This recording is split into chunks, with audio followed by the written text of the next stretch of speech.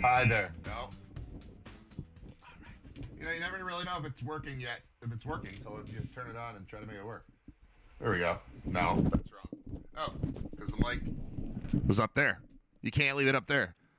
You ever walk around looking for your pencil, but your pencil's behind your ear, your pen? Do that all the time. Walk around looking for my phone. It's in my hand. Look for my keys or my pocket.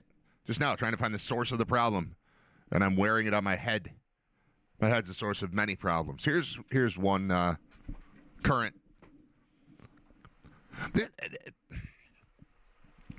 I haven't done this in a while, but I was very passionate for a while about just telling people constantly, just don't believe anything. Don't believe anybody. Don't believe anything. It's all filtered through garbage. Like there's nothing. And part of it's AI and part of it's division of media and part of it's consolidation of media. There's all this stuff. Anyway, this is an offshoot of that. It's much more positive or much more focusing on yourself. Don't trust the things in your head either. Like, how much do you really know? There are things you know. I forget what the name of it. There's a phenomenon where if you ask somebody, I almost had the name of it in my head. Somebody will put the name of it in the chat as I said. If you ask somebody what they think, you ask somebody if they know how, let's say, a zipper works. I'll ask you that. Do you know how a zipper works? And most people are inclined to go, yeah. And then I hand you a pen and say, write it down. Write down how a zipper works. Explain it to me. And you go, uh-oh. Or I ask you how a toilet works. How does our sewage system work? And you're like, yeah, I know how that works. Okay, here. Just give me like one paragraph to explain it. Good luck, man. Good luck.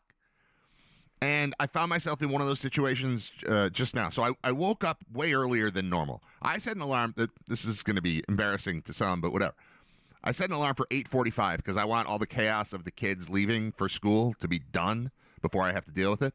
There are days, a couple days this week, where my wife had to go into work, so I got up at like 7 to deal with the kids. But I'm thrown way off if I'm up that early. I'm not right for the rest of the day. So maybe I could get through the show, but then after the show, I'm going to collapse for 2 hours, and it sucks. The rhythm of my body, 8:45 is good. Get up at 8:45, get moving. I'm in this chair by about 5 after 9, something like that. Turn on the music at 10 to 10, and I'm good to go.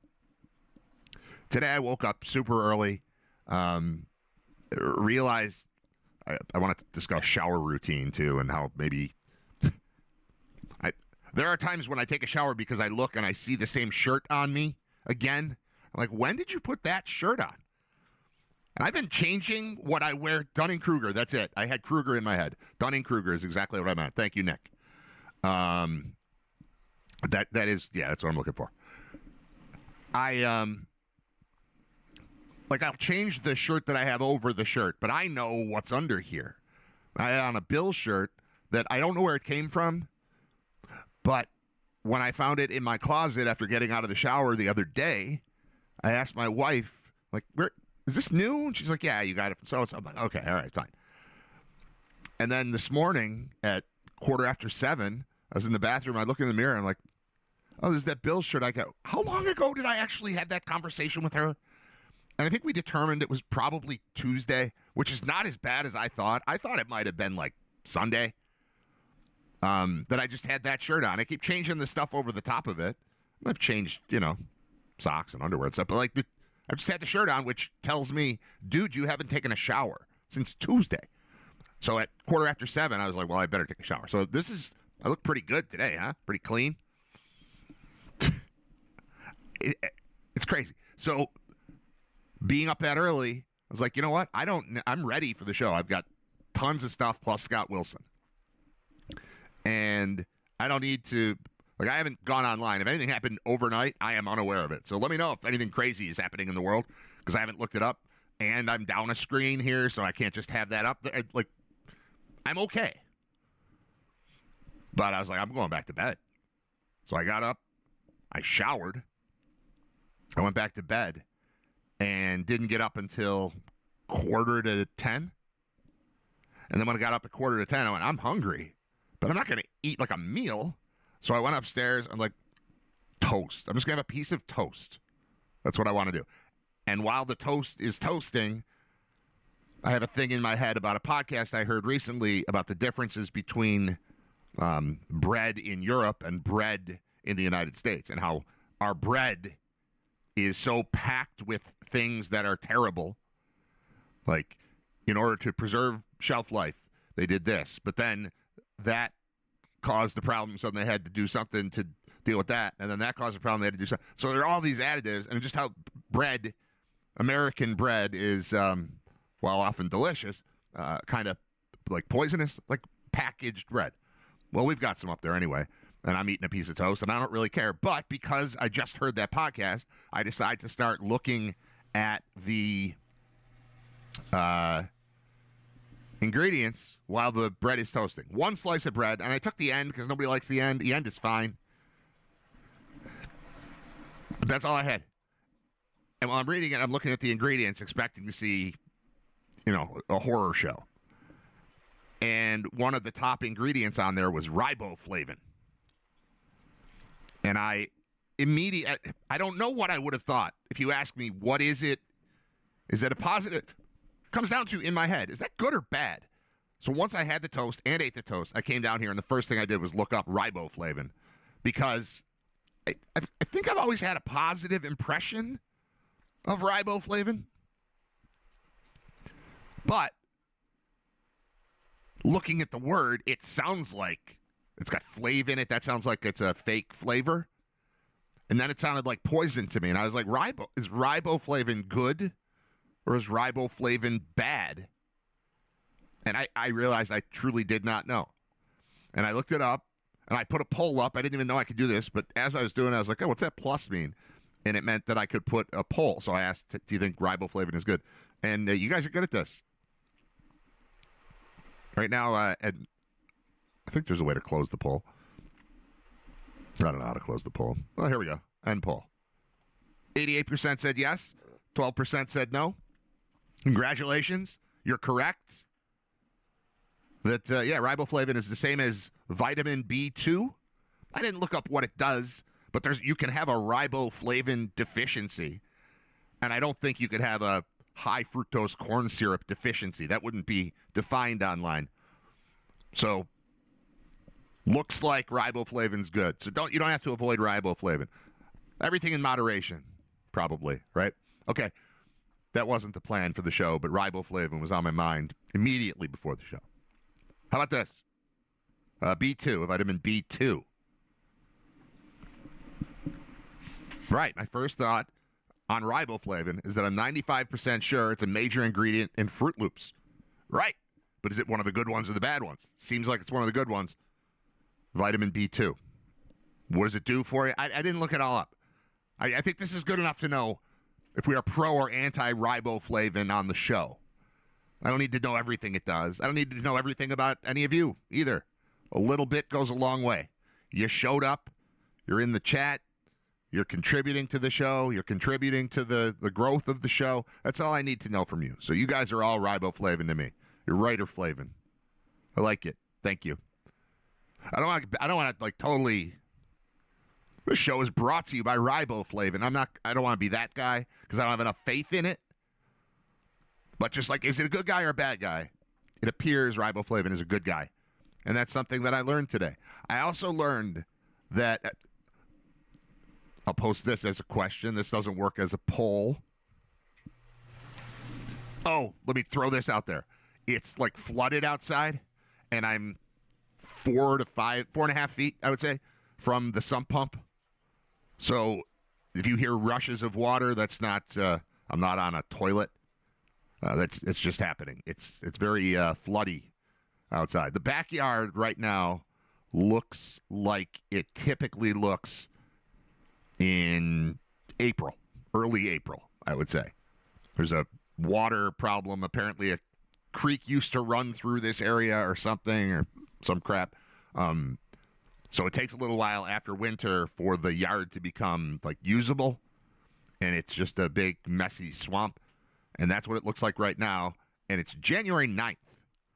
So I'm sure it'll get cold again. I heard about wind warnings, which tells me this spring-like weather is not going to last forever. I wouldn't expect it to. I mean, the Bills haven't even played a playoff game yet. We're not through it. But, man, is it nice to, like, streets are all full width right now. I know there hasn't been a ton of snow, but there's still that lingering stuff, and I hate skinny roads. And yesterday, when I was, or 2 days ago, whatever, as this thaw has happened, I've been very appreciative of the roads being full width. There's no, like, icy kind of hangover happening from the late shovelers that threw it out there. It's great. It's not going to last forever, but that's what's up. What was my point about looking out the window? Oh, the flood, the sump pump. Sorry, I got distracted by the sump pump, and I talked about that. All right, here's my question for you that wouldn't fit into a poll because it's not a like a multiple choice type of question. What is the most Buffalo you can possibly feel on just a random weeknight? This doesn't involve sports. There's no sports. Like, it's not a Bills game. It's not a snowstorm, but like just a random day last night. I felt like I was being as Buffalo as possible, and it's very simple. I could sit here for 10 minutes and ask you to just give me answers, but that in a like a real radio call-in talk world, I would take a bunch of calls on this before revealing my answer for what made me feel this way. But I was sitting in a restaurant eating a bowl of spicy buffalo chicken soup while listening to the Goo Goo Dolls. And it wasn't just like Iris came on the radio. Specifically, someone in this restaurant picked out like Spotify, This Is Goo Goo Dolls, and they paid for the premium subscription. And they also must have told it nothing later than Superstar Car Wash. So it was just old Goo Goo Dolls songs playing while I'm eating spicy buffalo chicken soup. Like, you can't find that soup outside of Buffalo, and nobody outside of Buffalo is putting on a Goo Goo Dolls station. It might have been Pandora, for all I know. No one's doing that anywhere else. And I just thought, this is very Buffalo. It's pretty good. I forgot about this one. So my kids all got McDonald's gift cards for Christmas. Varying little things. We did a gift card exchange at one point, and a couple of them landed there, and they got them thrown in Christmas cards and grandmothers and all this stuff. So each of the kids had a McDonald's gift card. And typically, I will say this, you wouldn't know it from looking at me, I don't enjoy eating at McDonald's. But the kids do, of course, because they're kids. And my wife tolerates it more than I do. Although they stopped making that strawberry salad like 5-6 years ago. And that's really taken it down a notch in her eyes. But she can still find stuff she likes there. I'm not saying I won't ever do it, but like typically if we're in a hurry and it's a McDonald's thing, I'll just find something around the house. I'm not into it. But also, anyone who knows me well knows I am so cheap. So like if I'm going to do anything frugal, I guess is the right word. I like to do research. It takes me forever. Like, let's just get something for lunch. I have to go online and find out, all right, who's got what deals going on right now? I like to feel like I'm winning all the time.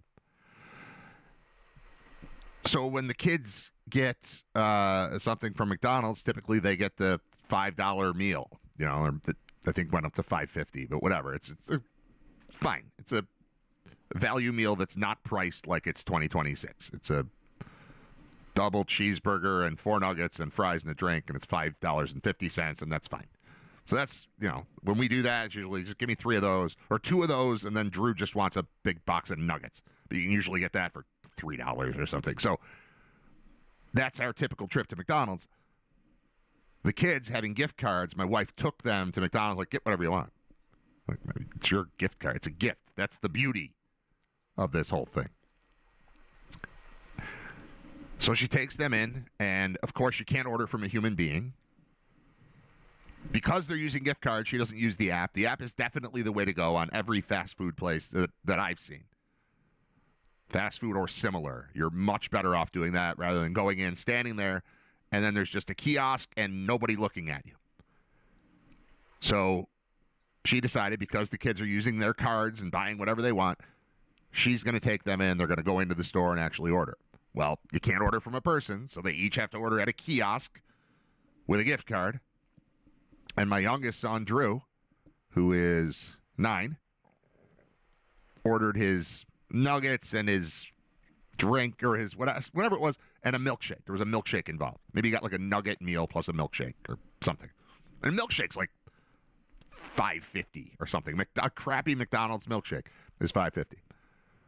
So they get up to the counter and they order, or excuse me, not get up to the counter. They wait to have the number called because you can't talk to a person. No one will do anything until they just read your number. They get up there. It's like a milkshake machine is broken. Very standard fast food thing. So what would you like to do? And my wife was like, well, we'll just take the money back. Well, no, we can't do that. We can't do that. And it turns into this whole mess that, honestly, the way my wife described it, I thought she's clearly missing something. Something happened here. But the end result was they said from this 9-year-old, he can have a smoothie or he can have a frappe. And my wife's like, he doesn't drink smoothies or frappes. He bought a milkshake. It's fine that you don't have it. Just put the money back on the card and we'll be fine. And they refused to do so. Refused to put the $6 back on this 9-year-old's $15 gift card. And it involved conversation amongst multiple people. It involved the foreign languages being spoken. It involved people disappearing to the back and then coming back out to say, no, we can't do anything. It involved swiping the card multiple times. It involved my wife seeing the order get voided. She then goes like full chair company, thinking there's a conspiracy, that they're stealing money. I'm like, I think that would be a very bad, even for criminals, a very bad business plan to try to get wealthy off of pretending a milkshake machine is broken and offering a 9-year-old a frappe or a smoothie and then pocketing the $5.49. Like, that doesn't seem to be a logical. I don't know how you'd come up with that as a good scam and then land on it. And then it's a conspiracy, too. There's 2 people in on it, at least. And they work together to steal $5.49 from Drew. It just didn't seem logical to me. But I will agree that it wasn't treated correctly. So she came home and told me the story. And I said, well, I'm glad I wasn't there, because then that would have been. She's like, yeah, we were all very glad that you weren't there, because I would have made this show out of it. It would have been terrible. And I said, well, the right way to do it is you just email. So you go on the website or you go on the app and you find a customer service thing and you write to them, and they're going to fix it. It might take a month or 3, but you're going to get the money back. McDonald's is not going to accept an email that tells this story and then also flip you off. Like, they're going to hook you up. And she did that. And it took 4 or 5 days, something like that. But I would like to read you the response that she received from McDonald's, which, of course, I don't have open on my screen yet, but I will. I will real soon. Your McDonald's visit. There we go. Just open. It's the little things, man. This could be a little faster. All right. Dear Ms. Riter, thank you for taking the time to share your recent experience at our McDonald's on blah, blah, blah. As the customer service manager of this restaurant, I apologize that you were not satisfied with your visit. Our mission is to make delicious, feel-good moments for everyone. My team works hard to deliver fast, friendly, and accurate service to guarantee that each visit is a pleasant one. However, it appears as though we did not deliver on this promise to you. I noted the concerns you experienced at the store with your son. We are reviewing, which, good, even if this is written by AI, instead of reviewing, mix in a review-ining. Makes me think you're real. We are reviewing and addressing with our crew. From the substitution to not being given the difference in the dollar amount is not acceptable. I also noted that no apology was given and the employees spoke Spanish. I assure you that this will be handled appropriately. Now, immediately we see this email, like, she's calling ICE. Is she calling ICE? And wouldn't it be ironic if ICE showed up because of a milkshake? I would like to send a courtesy milkshake and meal card to your son for the inconvenience. Our locations are listed on the back of the card. He may choose where to redeem. Please reply with your mailing address. We truly appreciate your feedback, and thank you for taking the time to share your experience with us. We hope to have the opportunity to serve you in the future. Sincerely, Customer Service Manager. That's nice. That's all it takes. That's fine. And they'll be back. No hard feelings. That's how you handle customer service. Even if it takes a little bit longer, and you got to send an email, and you got to sit and wait, and the kid didn't get to drink the milkshake when he wanted to. I mean, in the real world, the way the world used to be, you'd order a milkshake. They'd be like, we don't have milkshakes. And then you go, okay, never mind. But this all happens because we're touching a computer screen right here 20 feet away from a person who won't look at us. So this is, again, one of the pitfalls of accepting technology into our lives as fully as we are. There's not a person there to go, machine's broken. I mean, there is, but that's not what they're doing. I am curious to know, like, what are the defined roles of the people working at, like, when I worked at Ted's in the early 90s, if you were on a shift, you weren't just working at Ted's. You were either the person on the cashier, or you were the cashier, the person on the cashier. There were some cashiers that would have. You're either the cashier or you dress the dogs. That's the highest I ever got. I was the dog dresser. What do you want on that? And then it was like, everything. And I knew the order, and you used the little knife to get the napkin and the pickles, and you don't, no ketchup if you get the hot sauce. There's no ketchup. Did you know that? When you say everything at Ted's, no ketchup if you. Anyway, you had a defined role. You were the cashier, you were the grill, you were fries and rings, you were whatever. There was probably like a runner type of role, but there was somebody there to do a specific thing. Every fast food restaurant I see now, there's this mob of people wandering around, and it's unclear whose role is what, and it's like, I'm just looking for sweet and sour sauce for my kids' nuggets, and I don't know who to ask, and like the person with the headset, the person that looks like this, that's drive-through. I know that one. But they never take that thing off, so they stay over there, generally. But if I want sweet and sour sauce, it's like you walk up and wait and just try to catch somebody's eye. You don't want to interrupt them if they're busy, but it seems like they're probably not, but maybe they are. It seems like we just have a problem with the way these restaurants are being run. And you can say it's not enough employees. There's always people. There'll be 9 people standing in a restaurant, and no one will talk to the person. You walk up to the counter, nobody wants to talk to you. Of those 9, how many can operate a cash register? I don't know. But when we dealt with people, you didn't have to deal with corporate to get a gift card to replace this thing that they wouldn't give back to you, whether they were in the process of communicating in Spanish about a conspiracy to steal $5.49 from every 9-year-old that walked in that day or not. It would get handled.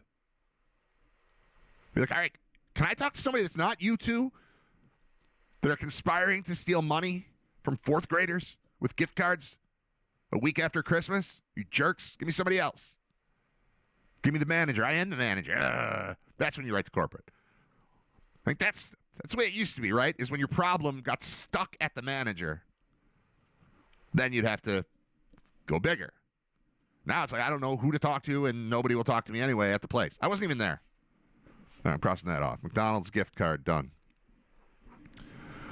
Chicken wing soup and goose, done.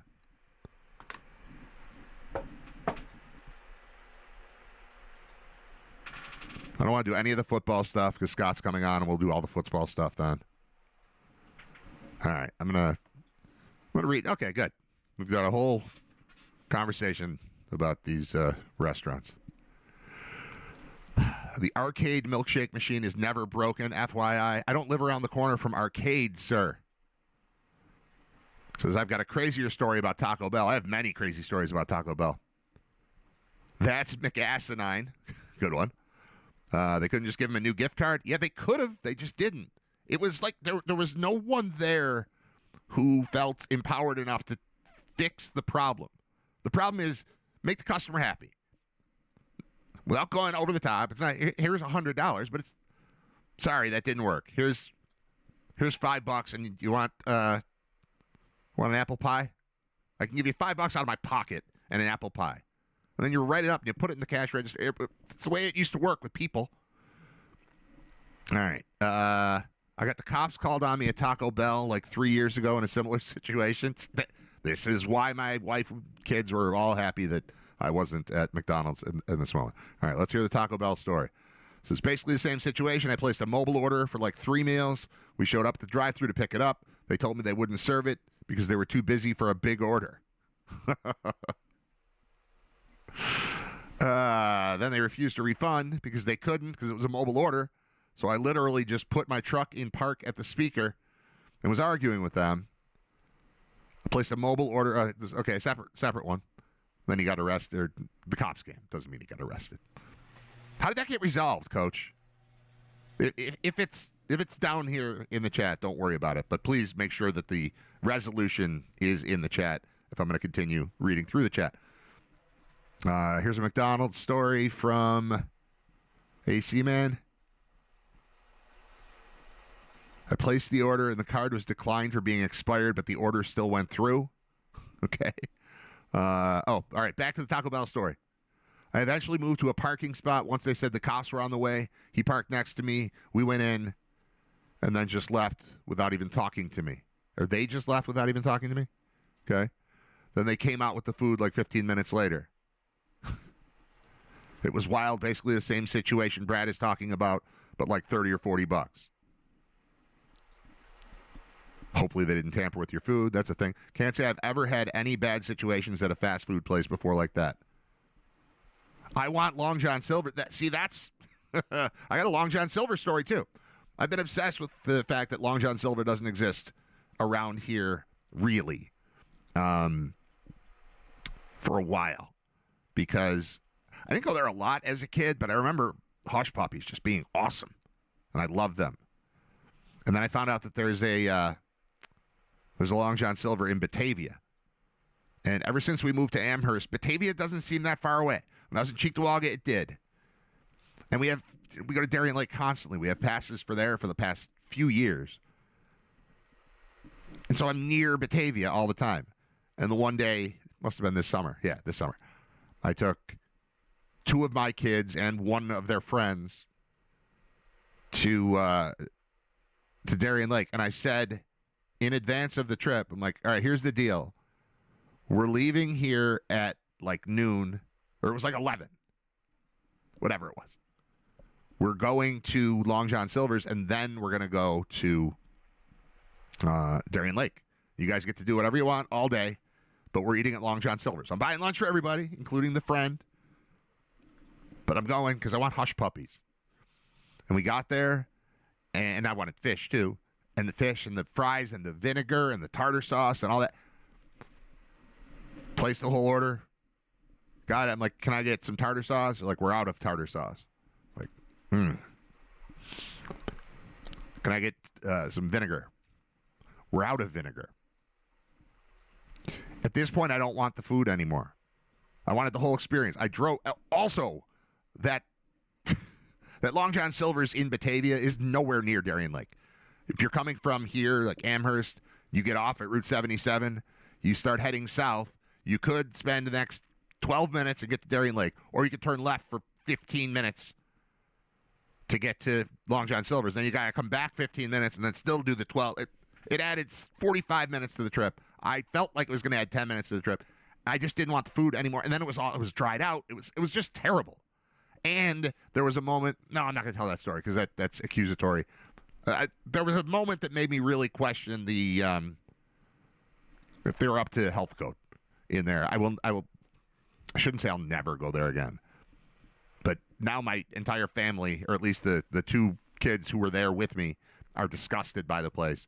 And I've got I care less about what I perceived as a massive health code violation than I do about the lack of tartar sauce and vinegar. I'll even allow for the vinegar thing. But with the tartar sauce, it's like, if I'm ordering fish, you got to be like, we don't have any tartar sauce. You have to tell me that. Because that's... At even a real restaurant, they would tell you that. A non-fast food place. But clearly I'm craving the stuff you sell. That's why I'm here. I've been thinking about it for 3 days. I agreed to take the kids and a friend to Darien Lake for like 6 hours or 8 hours.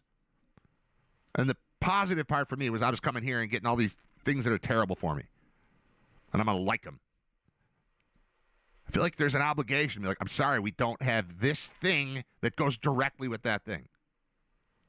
Like if you ordered wings and you went to pick them up, you ordered them hot, and they're like, here they are. Sorry, we're out of sauce. So now it's just chicken. I feel like that would be something they'd have to tell you up front. And I probably could have raised a stink and said, never mind, I don't want this, take it back. But what am I going to do? This is where I came to eat. I'll just eat your crap food. There's no discount for no tartar sauce. Man, they screw you. Okay, I didn't have that on the sheet. It's 10:46 already. How does Long John Silver's run out of tartar sauce is an excellent question. How does KFC run out of chicken? Twice. I've been to a KFC that was out of chicken. No, I'm not going to show the video of the time that there was the chicken crisis in Rochester, and they just kept asking people what they were going to do. It's so good. I'm not doing that. Is there anything else here in the chat that I need that I missed? I want Long John Silver. Okay. All right. We're caught up on chat. That's good. Thank you for participating in that. Sabres won last night 5-2. They've now won 12 of 13. It's the first time since 2005 that they've put together a streak like this. 2005 was the start of it all. 05 is coming out of the lockout, and suddenly the Sabres are the fastest team in the league and this incredible offense. And that was, I did 2 years as a Sabres pre- and post-game host, and that's when it was. It was 05 through 05, 06, 06, 07. Hockey makes you talk funny. It was 05 through 07, which is 2 years. And at the time, Dan Cave was the producer, and we both lived in North Buffalo, and we would go to the games together. Because it's like a big thing to find a parking spot and parking pass and media credentials and all this stuff, and it just made sense. Like, why would we both drive downtown? So we would do that. And then on occasion, we would stop somewhere on the way to the game to eat, or stop somewhere on the way home to eat. A lot of restaurant talk today. It's fine.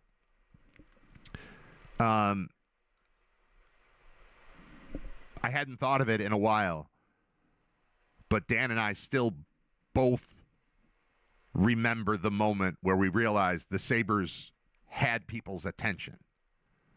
Because we were going to games. Coming out of the lockout, you know, they weren't great going into the lockout. And then suddenly they came out and they were on fire. And they were incredible, and Ryan Miller went on this unbelievable tear, and they were scoring at will, and it was just like super exciting. They were calling obstruction. That was like the big thing they were stressing in the NHL after the lockout ended. And we're sitting here watching, and it's somewhere around early to mid-December where Cave and I are like, are we watching the best team in the league? Because this feels like we're watching the best team in the league. It's like, nah, I can't. The place is half full. We're hallucinating. We're just imagining this. It's a fun run, but it's not really anything. And then the winds kept coming, and for sure there was snow on the ground, or it was at least cold outside. And we went to Louis for slime dogs after a game. I don't even think the Louis is still there. It was at Hurdle and Delaware and Hurdle. And we went in there, and the woman behind the counter, and we're not dressed in Sabres garb. We're just, dressed business casual, coming from working in the press box. And we go in there to eat, and the woman behind the counter, who was older than us, and, there's no TVs at Louis. It's like, can you believe the Sabres won again? Like, whoa, yeah, we just saw the game. And it was just this moment, we're like, oh, people are starting to talk. And it was just one person, but we felt it. People were starting to talk about the Sabres. And there are a lot of you that are probably young enough, you think of those good old days, you don't realize that was just a quick little flash of 2 really good years. It's not like that was, what the Bills have put together here with Josh Allen is far more, established than what happened there with the Sabres. They'd had their moments, Cup final in, obviously, 75, but also 99, and, May Day, and there was cool stuff with Hasek, obviously, going to the finals, but there were moments. But nothing like what we experienced in those 2 years. I shouldn't say they went to the Cup final, but the team wasn't. They went to the Cup final hoping to win every game 2-1. It wasn't the same thing. And come to think of it, Lindy Ruff was here for that, and for the next one, and for now this one. But that was the moment when they became a thing. So just hearing a reference to that, knowing that the team has won 12 of 13, knowing that they're currently in a playoff spot again. They got into one, they lost a game, they fell out of one, then they won 2 more games. So now it's 12 of 13, and it's the first time that's happened since 2005. They're in the wild card spot. This is the latest in a season that they've been in a playoff spot since only 2 years ago, but it was February 24th. They have not been in a playoff spot this late. If they can just kind of hang out for another, couple months, can you just hang out? You've gotten to where you can hang out. You needed to do this, as laid out by Paul Hamilton on the show when I had him on 2 weeks ago. They were like 3 or 4 games into the winning streak. And I had him on in the same role that I used to bring John Waro on, except I didn't want to, I wanted to actually talk hockey with Paul. I'd bring John on when the Sabres won 3 in a row last season. And I'd say, hey, is this anything? And he'd go, no. Say, okay. And then we just talk about music. With Paul, I wanted to actually talk about hockey. And he said, that, this is good, and they're playing better, but having to leapfrog all these teams in the standings, they need to turn this into like a 10-game win streak. So like, whew, that stinks. And then they did it, and he was exactly right. The 10th game is what put them into a playoff spot. He's been doing it for a long time. He's pretty good. Now that they've done that, you don't need to win 12 out of every 13. I mean, it would be nice. It would be great. Feel free. But they're back in the conversation to where they can be a regular team and be around a playoff spot. And when you get hot, you're in there. And when you lose 3 out of 4, you drop out. But then you win 3 in a row and you're back in. It's like, just hang out there. Just hang out there. Meaningful hockey games late in the season is all we're looking for at this point. And I know they only missed the playoffs by 1 point 2 years ago. But that's close enough, honestly, for this kind of drought. Your manufacturing interest again. I was thinking, too, today about the one loss in there was the game that I got invited to in Columbus, Ohio. And I considered going. Like, they're on a streak. It's going to be really fun. Got good seats. Go see my friend.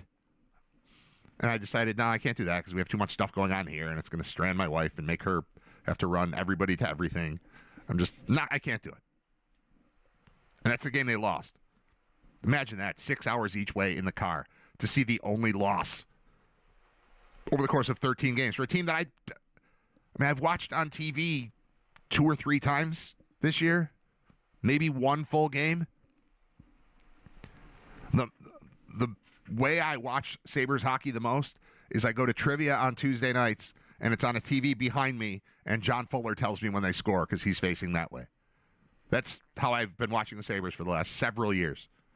If they play on a Tuesday, I get to hear what's going on from John Fuller, who's looking at it while I'm not.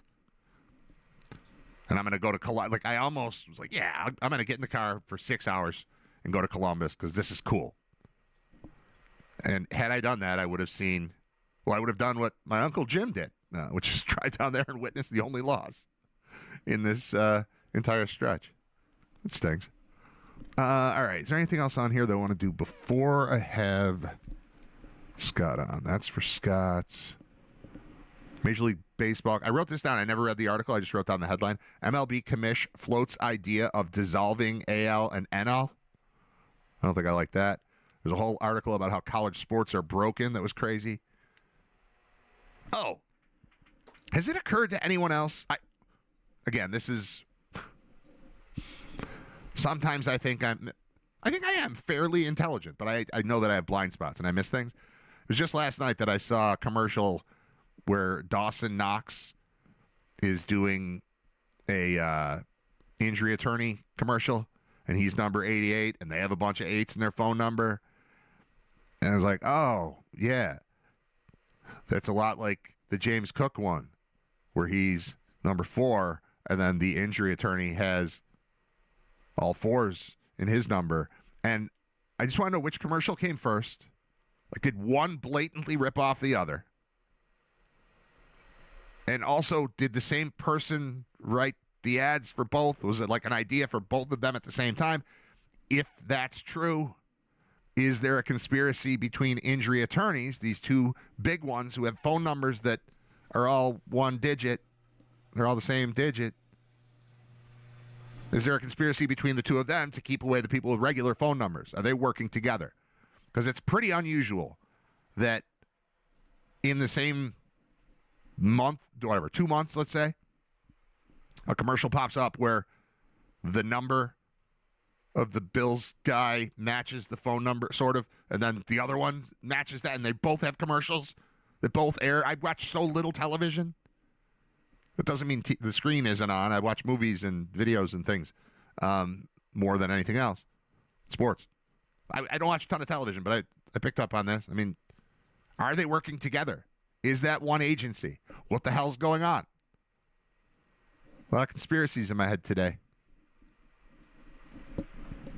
Can cross that one off.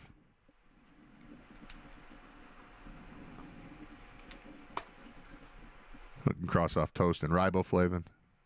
That was a late edition. This is no big deal, but I got a text this morning from a neighbor. So my son, my middle son, Nate, he was on the show this week. He was on the show yesterday. Nate walks to school every day. We live close enough to the school. This is why I was able to drop off swim stuff the other day and be back 7 minutes later. We live very close to the school, but it was pouring this morning. So I got a text from a guy around the corner whose son walks to school with Nate most days, I believe. I think he leaves here and goes over that way and then picks up Ben, and then they walk to school. And not picks him up, but you know what I mean. Stops at his house, and then they walk together. And there was a text from the dad saying, hey, I'm going to drive Ben to school. Does Nate want to ride? And I went upstairs, and I saw the text immediately. I was looking at my phone when it came through, like, oh, hey, all right. And I said, hold on, I'll check. I went up. I said, Nate, Ben's dad said he'll drive you to school. Do you want to go at 8:30? And he said, yeah. I said, okay, cool. And I wrote back, like, yep, he's good. He'll be in the garage with the door open watching for you at 8:30.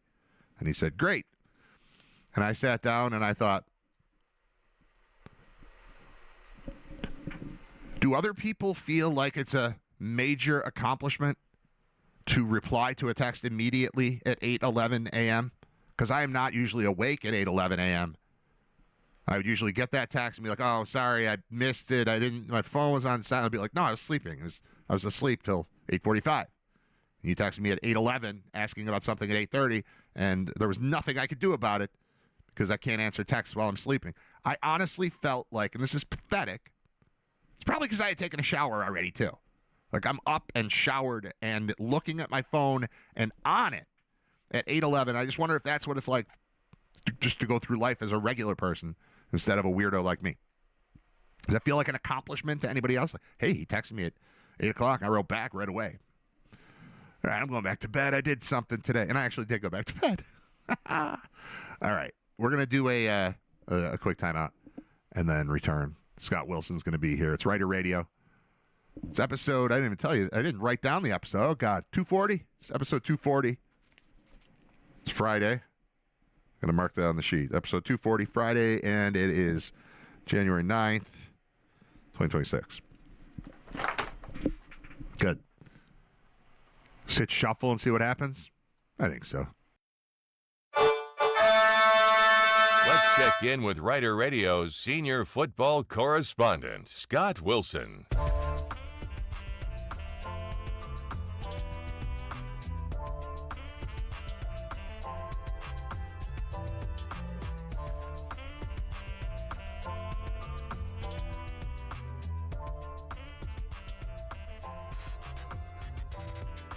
Hello, Scott Wilson.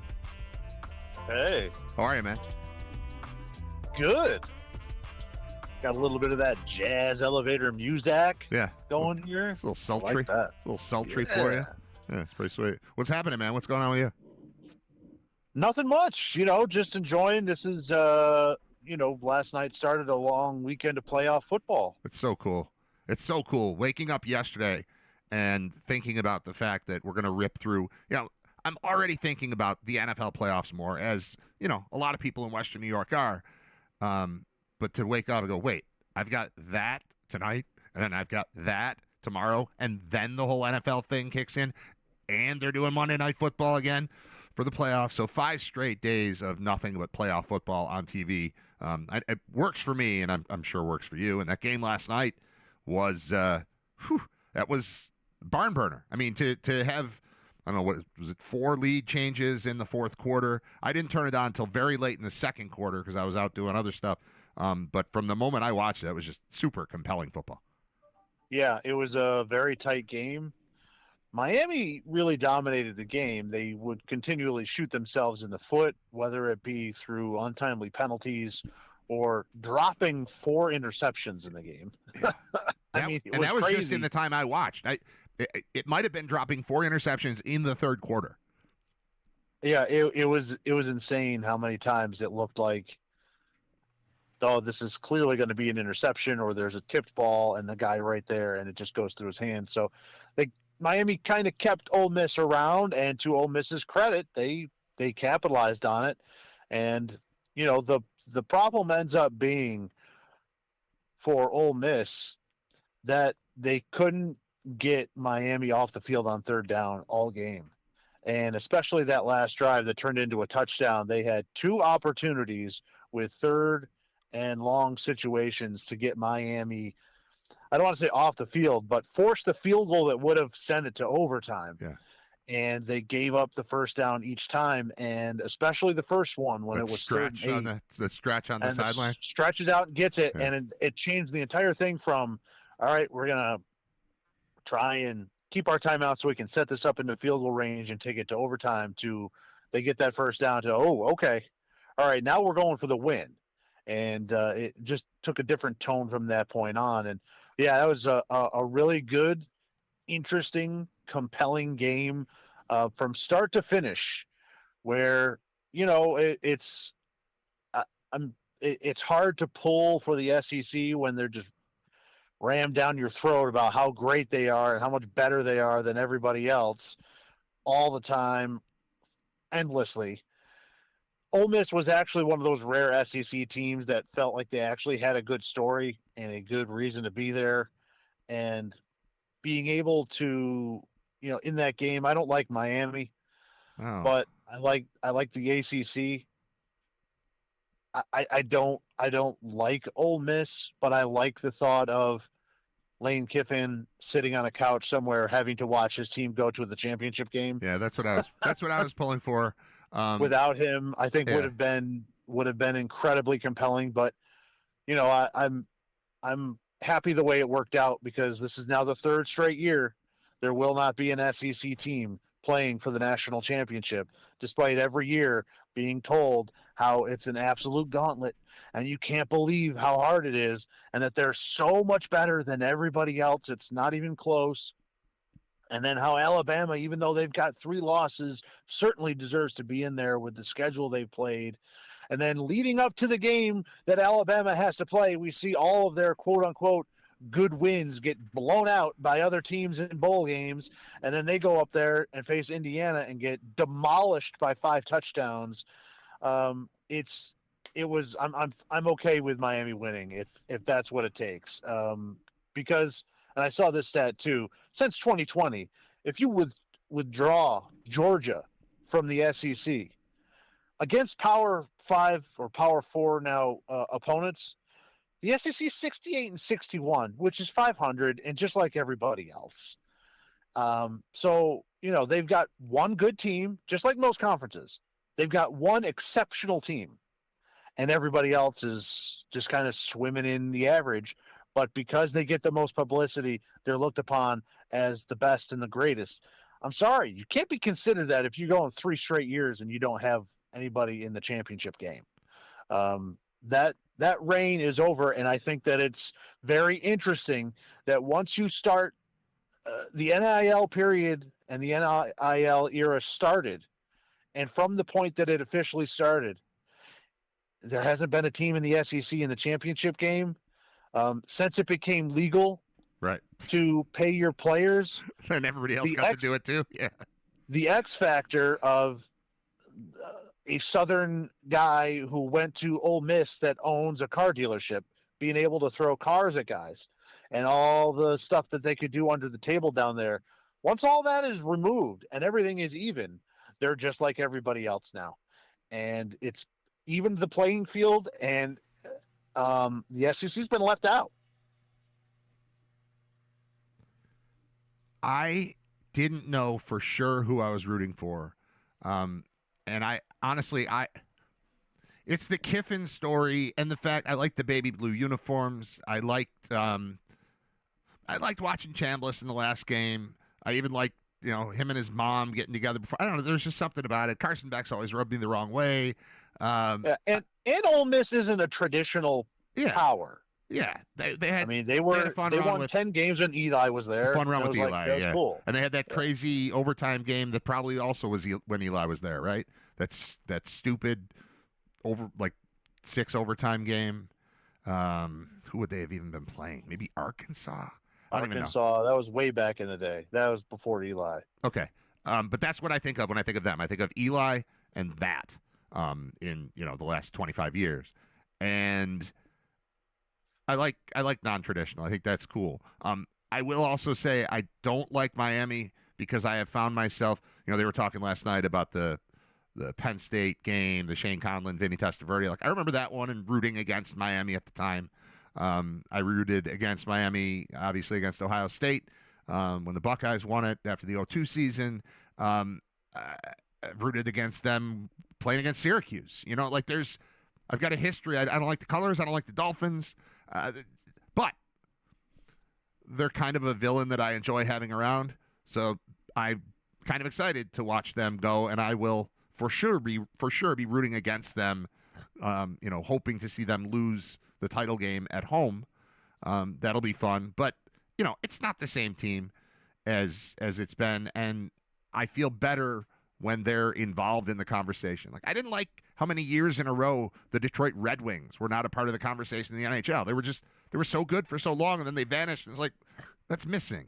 And there are other teams like that. When the Yankees go through a dry spell, I don't like the Yankees, but I also don't like not having the Yankees as the villain to fight against. So I don't know. I've got some respect for Miami in that way. And obviously, I loved Willis McGahee. And he came here. He was cool. He's on my wall.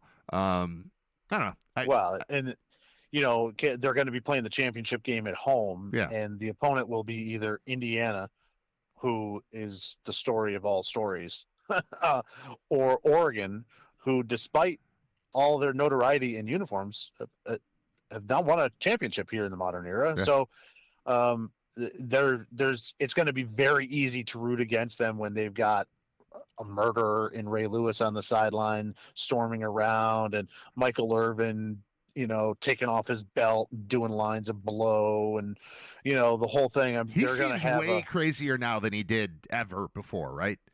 I mean, oh yeah, There's some like something switched in his head, and it can't just be that his haircut is making me like look at him differently, but he looks like a burnt out mess. Way more this year than even in the last couple, because he's been in the media for a while and he's around. But there's something about Irvin right now. I'm just like, I don't know what's going on in that dude's head.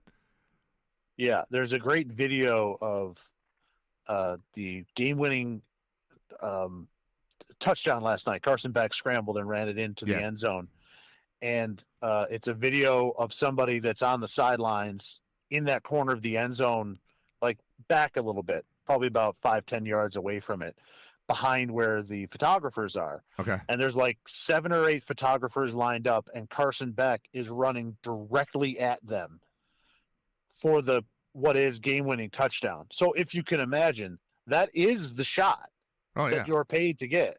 Right. And right as Carson Beck is crossing into the end zone, Michael Irvin runs right and walks and stands right in front of these guys taking the photos. So all of their photos are like, all right, he's at the 2, he's at the 1, Michael Irvin's ass. And it's just like Michael Irvin is just everywhere and just ruined these guys' night, because they've been waiting the whole game. Everything that they've done is for this picture. This picture is going to be on the front of the paper, and gone. Wow, it's gone. I'm looking for the video while we're.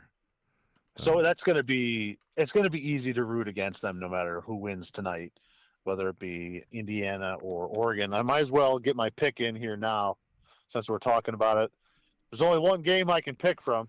Yeah. So I'm going to take Indiana -3.5 against the Ducks. They won by 10 earlier this year out in Outson. So I think Indiana is going to come out here and handle their business. I think it'll be closer early, but I think that they've got enough to kind of overcome it. And I like after the game last night, I like what Herb Street said, kind of addressing a little bit of the madness of what is the transfer portal and everything right now, which was, look, if you're a team, you need to stop looking at 5 stars and throwing around big bags of cash right now, because the team that is going there in Miami has like one big player in Carson Beck that they paid a lot of money to. And, Indiana's got no 2 5 stars, maybe, like 7 4 stars, something like it's all 3 stars or less. And it appears that the thing with college football right now is, are you able to have a team? Do you have a full team that will play for each other and like each other and show up and can play together? Because those are the teams now that are making the championship rounds here, not whoever has the greatest collection of 5-star mercenary talent. It's who has the teams. So I appreciate him saying it. It's easier said than done. Certainly, the UB Bulls kind of learning that the hard way right now, because they have a number of players in the portal that are good and that are getting paid a lot of money. But, if you can keep a team together, you have a very, very good chance to be very competitive in today's landscape. Did you read that article I sent you last night about college sports being broken? I don't want to do a whole thing on it, but did you read that? I didn't yet, but I am familiar with the Washington quarterback story. It is insane. That's insane, but it's just about how everything they're doing is like they're waiting for the bottom. Everyone's waiting for something to happen and something to kick in, and until then, it's free for all, Wild West type of stuff. I don't know how you survive in a world where Upton Belenfant, the UB kicker, we knew in the Bahamas last year, was leaving for Texas Tech. He gets paid a large amount of money to be there, doesn't end up being their primary kicker, and yesterday, I think, we learned he went in the portal again, and he's going to South Carolina again, and he got a bunch of money to not kick for Texas Tech, and now he's going to get a bunch of money to maybe kick for South Carolina. But how do you compete when your kicker Somebody can pay that kind of money to take your kicker and then not use him, and then he can go get money again. Like something's got to happen from a rules standpoint to straighten this out before it all just melts, or maybe it just melts. I don't know. I don't know. There are no rules, and some of the articles that I've read here this past week, and more importantly, there is no oversight to report anybody doing something to, like tampering. Like, who are you going to tell? Like, there is nothing. And then like the NCAA at this point, they've been sued so many times into oblivion that what's the point of making rules? Because every time I come up with a rule, someone else is going to say something else. I mean, players now just want to play college football forever. We're seeing so many 7th-year guys, and like, you can't control the money, and it's free market. They've got nothing there. There is no infrastructure there to support any type of level playing field or rules, or even if somebody does do something nefarious, who are you going to tell? Who are you going to tell? Right. Well, when you tell that person, what authority do they have to enforce any type of punishment? None. In that article, there's a thing about basketball where there are guys from that leave and are in the NBA G League that are getting offers to come back to school, and there's nothing to stop that. Like, what just happened? Right. It's crazy. One of them just signed with Baylor. That sounds about right. Good God. All right, there's that. What else do you want to do? I've got 17 things open, laid out here that I could get into, but I prefer your input. I have an eclectic mix of things here today. You want to stick football? No. Well, let's stick football. I'm just kidding. Yeah, go ahead. The Bills are playing on Sunday. Yes, I saw that. 1:00. Did you see that? Yeah, I saw that. I didn't see the game yet. Yeah. But I'm planning to watch it. Yeah. So Josh Allen in the wild card round, 2,100 yards, 18 touchdowns in 6 appearances. Okay. That's one of the reasons why I feel strongly that the Bills, while they're going to get tested in this game, still have a massive advantage. Not only do they have the best quarterback in the league right now, but they've got a guy that plays exceptionally well in this round. As far as the game itself is concerned, I think there's going to be, this is the first time Jacksonville's been relevant in a long time. I think that if the Bills can kind of weather that early storm that I'm sure will be there's going to be a lot of energy. There's going to be a lot of enthusiasm there at the start. If they can kind of weather that, I think that they can eventually, at least what they've shown all year is that they get better as the game goes along, that they can survive that and stay within striking distance and then make him pay, as long as the game doesn't come down to their kicker getting to kick from 68. He's all, yeah. And our kicker's all set. He practiced fully yesterday, so Prater looks like he's good to go, just like he did last week when they started the game with him good to go, and immediately we found out he wasn't good to go. So that's the current kicker situation in Buffalo. And then you got what's his name, Cam Little on the other side that just bombs.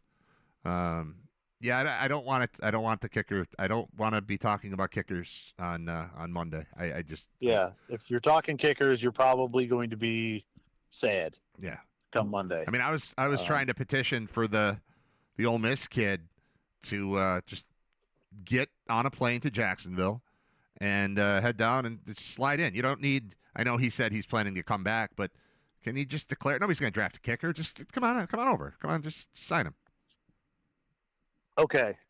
Another interesting NFL thing that I found here. Mm-hmm. Somebody had tweeted out, and now I'm sharing with you. Tyrod Taylor is apparently the secret to finding your franchise quarterback, because every time he has left a place, the next quarterback has been a franchise guy. So that's the Ravens turned into Lamar. Yeah, and the Bills. The Bills. Josh Allen. Yeah. The Browns in 2018, Baker Mayfield. Just because they were stupid and got rid of him doesn't mean that he actually won a playoff game there. Chargers next. Chargers. When they stabbed him in the lung. Texans. Yep. Giants Yep. last year to Jackson Dart, and this year he was on the Jets, and they have the second pick in the draft. Wow. So he appears to be kind of the secret weapon. I like that. Where There was a girl I knew who used to say that everyone who dated her, the next person they dated, they married. right, Is that the same thing? yeah, It's kind of the same thing. pretty much, yeah. She was right. She was a starter girlfriend. Yeah. So that's at least keep an eye on the Jets. They're going to have an opportunity. Again, I don't know. They're picking 2. And Dante Moore from Oregon could decide that he can make just the same amount of money playing for the Ducks and not get sucked into the hell that is the New York Jets. So not for sure there, but at least it's looking good for them. If I were the Jets, I would feel great right now. Yeah, that's cool. In that lineage. I don't know that you can avoid the Jets by sitting out of 1 year of the NFL draft, though. Like, how long are you going to stay in Oregon? How long do you have to stay in Oregon for the Jets to get out of the top 5? Well, let me ask you this. If you had the opportunity, how long would you stay playing college football at being the quarterback at Oregon over the Jets?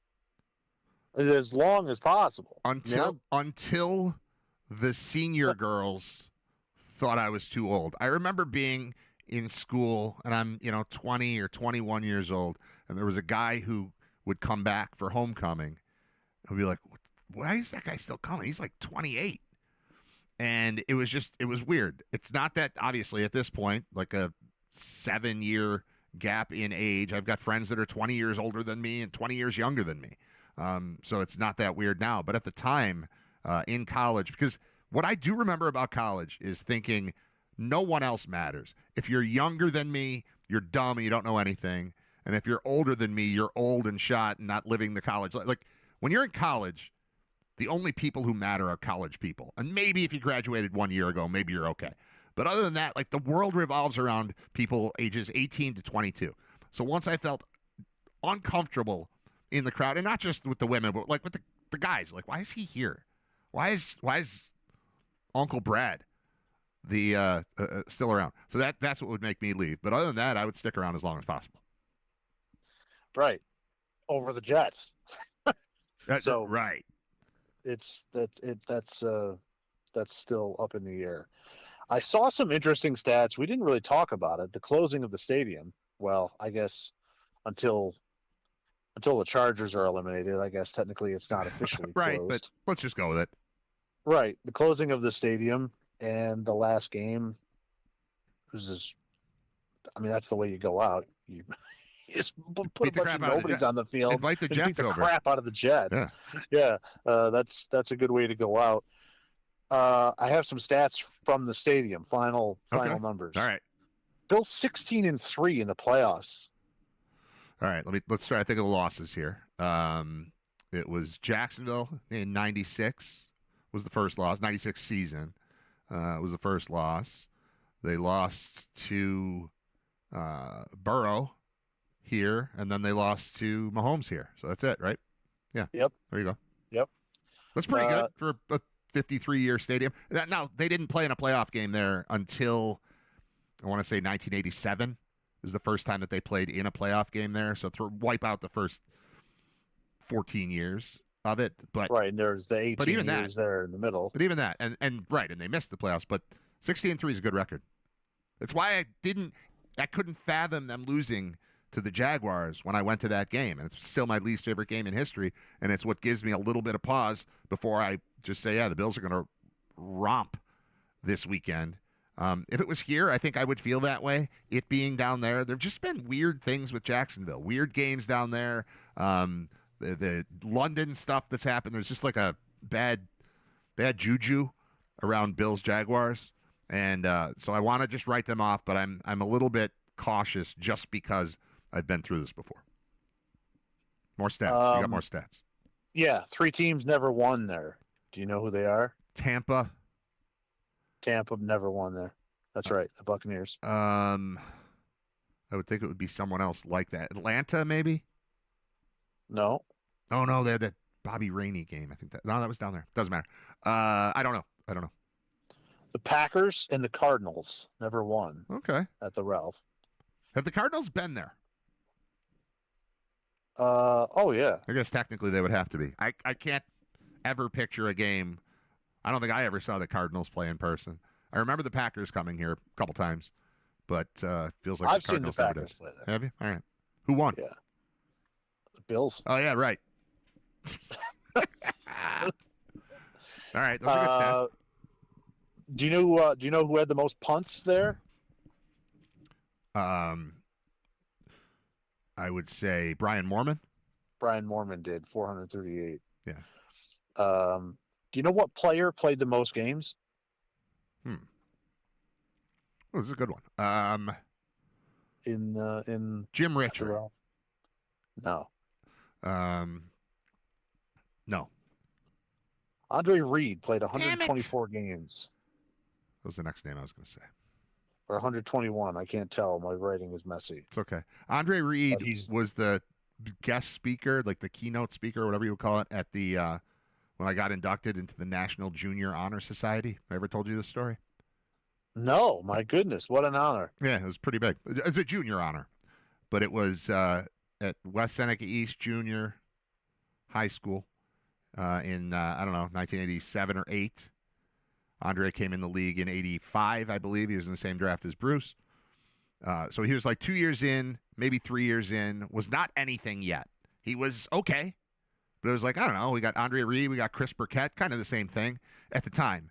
And he was the guest speaker. And every time I think of Andre Reed, I think of his speech where, I'm just a kid. I'm 13 years old, whatever, 14 years old, something like that. 13 probably, 12, I don't know. And I still just remember thinking, this guy's dumb. He in his speech, he said something. I'm paraphrasing because I didn't put it on YouTube at the time. But it was like, I was all right in school. I wasn't smart like you guys. I used to get B's and C's and stuff. And I just remember hearing the phrase B's and C's and stuff and thinking, who booked this dude to speak at the National Junior Honor Society induction ceremony? I still have questions about that. Maybe they tried for somebody else, and last minute they sent over Andre, but the speech did not go well. Most people didn't notice, I'm sure. I'm probably the only one who still remembers this, but, that's the way my brain works. Okay, go ahead. Your turn again. Just bringing in a dumb guy to. Yeah. You guys are smart. I hope I was so smart. Bye. There was a time, hold on, also in junior high, they brought in, what was the guy's name? I want to say Doug Smith. Doug Smith, I think. Let me see. The anthem singer? No, is that his name? No. Was that his name too? Doug Smith, American ice hockey player. Doug Douglas Allen. Doug Allen. Doug Allen. Yeah. Doug Smith, Doug the Hammer Smith, born in 1964, author, retired minor league ice hockey player. That can't be him. Oh, here's another Doug Smith. 64. That's a pretty common name. Played from 80. Oh, man. Sabres. Hold on. Doug Smith, Sabres. Hockey player. Doug Smith, ice hockey, born in 1963, played for the Kings and Sabres. Yes, that's the guy. Okay, so Doug Smith comes in, and it's one of those things where everybody goes down to the auditorium, and Doug Smith gives a speech, and he's Doug Smith from the Sabres. He's center from 86 to 88, so it fits. He's like kind of a new guy in town, but he's on the team, and that's who we got because we're just a junior high, and what do we care? It's a guy, he probably had his jersey on, to make sure we knew who he was. And I don't even remember what the speech was about, but I know he gave this whole thing. And then at the end of the thing, he took questions. And so, raise your hand if you've got a question for Doug Smith. And immediately, a girl in the back puts her hand up, calls on her, and her question was, can I come up there and hug you? And he's like, yeah, sure. So she goes up. Gets a hug from Doug Smith. This is Doug Smith. This is not Pierre Turgeon. This is not Pat LaFontaine. This is Doug Smith. She wanted a hug from Doug Smith. Hands go up again. Next one, another girl. Can I hug you? It just turned into people going up and hugging Doug Smith. I don't remember if anybody asked any honest questions or anything, and then he just got out of there. That's my two memories of Buffalo athletes coming to my junior high. Okay, your turn again. Thoughts? Wow. So he just showed up and met junior high puck bunnies. Yes, that's exactly what happened. Oof. Yeah. That's dangerous. Yeah. All right, what do you got? You got more stats? Most common opponent in the stadium. Miami Dolphins. Miami Dolphins, 55. Because of playoffs. 34 and 21 all time. Solid. Against Miami there. How about non-AFC East most common opponent? And this does not include the Colts. The Colts. Okay. Chiefs. No. Broncos. Second. Broncos at 18 appearances. Nice. 11-7 all time against the Broncos. That's all I've got for the stadium. All right. That was good, though. That's fun. I don't have any stadium stats for you. I can take you now to a quick baseball story, or I can give you some random trivia. All right. Is the baseball story about dissolving the AL and NL? No. Okay, go ahead. Are you aware that the people in charge of I guess we're going to call them Las Vegas Athletics have had a tough week when they have discovered that they don't have the trademark to Las Vegas A's or Las Vegas Athletics? Oh, boy. And that's because a group of guys at a dive bar in Oakland hated the owner and were pissed that they were going to move the team to Las Vegas, went and filed the trademarks and own Las Vegas Athletics, Las Vegas A's. I usually hate that kind of stuff. I like this one. Like patent trolls and squatters on like domain names and that kind of thing, I think is terrible. But with the way that Oakland was treated by this franchise, I think that's awesome. How's it get resolved? Are they going to get a bunch of cash? I would assume that they're going to have to pay, or they're going to have to figure out some way around it. Because, I assume that a group of guys from a dive bar aren't going to have the resources necessary to really put up some type of major financial battle to make sure that they can't keep the name. So yeah, that's pretty good. There was a time. So, this reminds me of when I was with, Store 716 and it was the tank year, and the Sabres very clearly, whoever got number one was taking McDavid. Whoever got number two was taking Eichel. It was talked about as if there was some sort of a debate, but there was not. It was you wanted to be in the top two to make sure you got one of those guys, but you wanted one really badly. It's like one and then down to five. Like it wasn't close. Eichel's a good player. He's not McDavid. And the Sabres lost famously in the lottery. And so everyone in the world knew that Jack Eichel was the newest Buffalo Sabre. But you know who couldn't do anything about that? The Buffalo Sabres. They couldn't start selling merchandise about Jack Eichel being a Sabre during the window when the world knew he would be there, but he wasn't there yet. So that opened up a tremendous opportunity for sort of, B-level clothing choices that loosely linked Jack Eichel to the Buffalo Sabres. It was a good, 4 months of we can do this and the Sabres can't. That's kind of what it reminds me of. Yeah, that's just free reign right there, where you could just go in there and do that. So, good luck to the guys in Oakland. And you're right. I think that of all of the moving franchises and the moving teams and, the shuffling around, and now, we haven't really talked much about the stadium deal that the Chiefs got moving to Kansas, but like yet another team leaving Missouri. That's two for each major sports now leaving the state of Missouri. The CU state. As all of them, I don't think anybody has been treated worse than A's fans in Oakland, because the owner doesn't care, is not willing to spend any money, is just pocketing all the league revenue, doesn't care about the team, didn't care about the stadium. and then pulled the rug out from everybody and left. And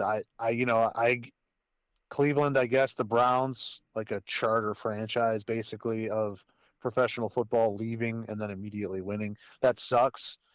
But that they at least were trying to win all of those years, and Oakland has actively not been doing that Right. for decades now. So, when it comes to something They like made a that, I movie can about definitely it. get behind it. They made a movie Right. about it. They wrote a book, and then they made a movie about how, like, all right, well, we are not operating in the same league as these other teams, so what can we do to deal with it? Yeah, that's how long they've been not trying. From an Right. ownership standpoint, anyway. Obviously, everyone below there is trying to win, but crippled. I will say that the movie doesn't make reference to the fact that they had 3 all-star level starting pitchers on the roster. That's true. They never mention the name Barry Zito in the movie there, but they had other pieces. But yes, you're right. They had to come up with a different system because they had an owner that was unwilling to spend any money. All right. So the final thing I have here written down that I thought that you would enjoy All right. is I know that you like trivia. I do. I know that you like Billy Joel. I do. Okay. So we're going to mix those two. Okay. Bridget Bardot is dead. Yes. There are now 3 people left alive from Billy Joel's We Didn't Start the Fire.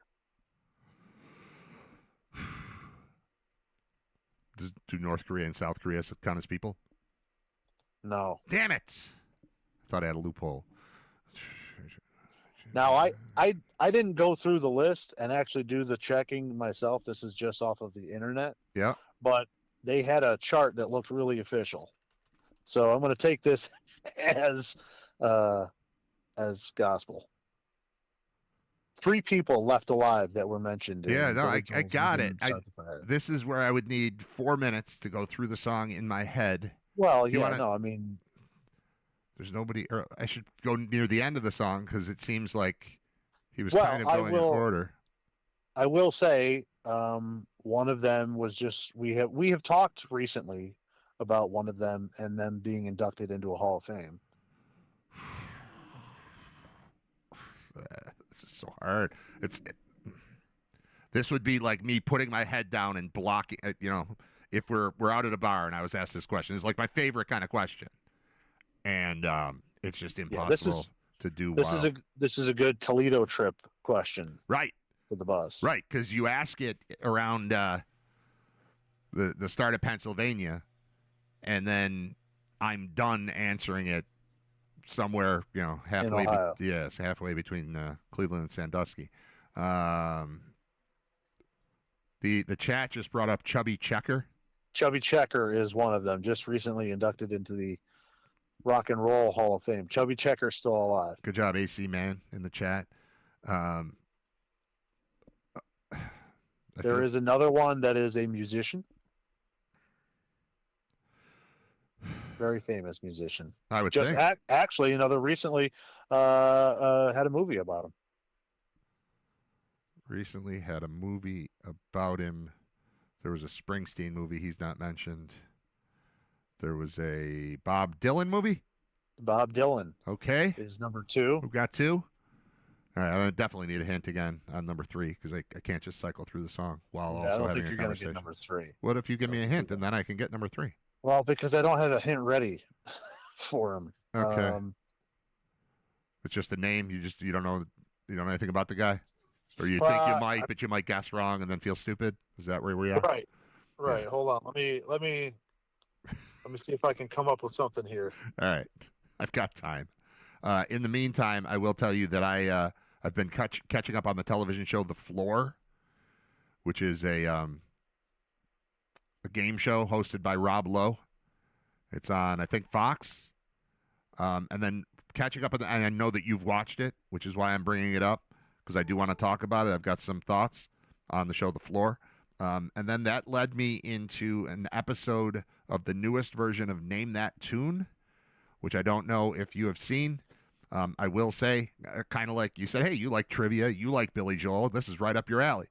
Name That Tune is right up my alley. There's no show that is more designed for me to like lock me in and make me sit and watch every episode that's ever existed than Name That Tune. But I got a lot of problems with the current version of Name That Tune, and I want to discuss those after Scott gives me a clue for the third person who remains alive in Billy Joel's We Didn't Start the Fire, the other two being Chubby Checker and Bob Dylan.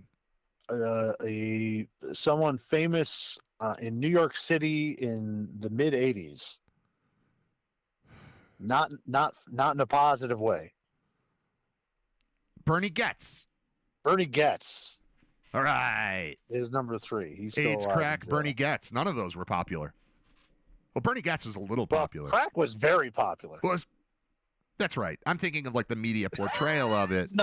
It's not good for you. No, neither is. Well, Rob, crack was very popular. Did you hear the very beginning of the show today by any chance? I'm hoping I did. You did. You know, yeah. Did you have a thought on riboflavin? I should have thrown this in there.